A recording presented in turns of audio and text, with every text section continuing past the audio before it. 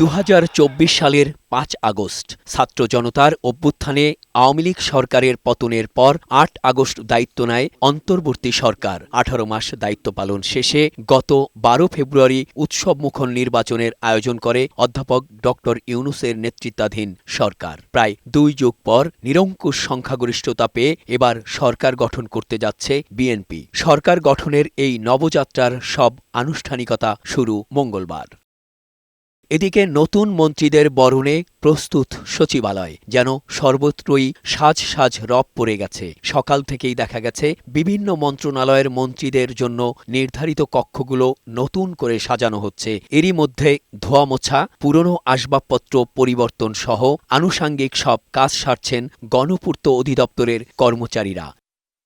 বিশেষ করে অন্তর্বর্তী সরকারের উপদেষ্টাদের নাম ফলক সরিয়ে সেখানে নতুন মন্ত্রীদের নাম ফলক স্থাপনের প্রস্তুতিও চলছে জোরে সোরে। আর বারান্দা ও করিডোরে বসানো হচ্ছে নতুন ফুলের টব। এদিকে দায়িত্ব গ্রহণের পর নতুন মন্ত্রিপরিষদ সচিব নাসিমুল গনি জানান, মন্ত্রিসভার শপথের জন্য সব প্রস্তুতি সম্পন্ন করে এনেছেন তারা। প্রস্তুত করেছেন বাসভবন, গাড়ি ও গানম্যান, রয়েছেন নির্দেশনার অপেক্ষায়। একজন মন্ত্রী মহোদয় আসেন, তার জন্য একজন গাড়ি লাগে, একজন দেহরক্ষী থাকেন, তার বাসস্থান কোথায় হবে সেগুলোর ব্যবস্থা করতে হয় এবং তার সুরক্ষার ব্যবস্থা করতে হয়, তার অফিসকে অ্যালার্ট করতে হয়, তার নিজস্ব যে সমস্ত অফিসার কর্মচারী কাজ করবেন তাদের নিয়োগের ব্যবস্থা করতে হয়। সরকার সবসময় প্রস্তুত থাকে। নতুন মন্ত্রিসভার সদস্যদের জন্য ঢাকার বেইলি রোড, গুলশান, ধানমন্ডি এবং মিন্টু রোড এলাকায় প্রায় 37টি বাসভবন প্রস্তুত করা হয়েছে। আর প্রধানমন্ত্রীর বাসভবনের বিষয়ে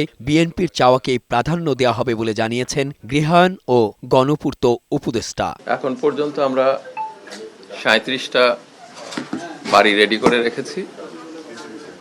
মিন্টু রোড, এই হেয়ার রোড, ধানমন্ডি এবং গুলশান মিলিয়ে এই পর্যন্ত এটা রেডি আছে।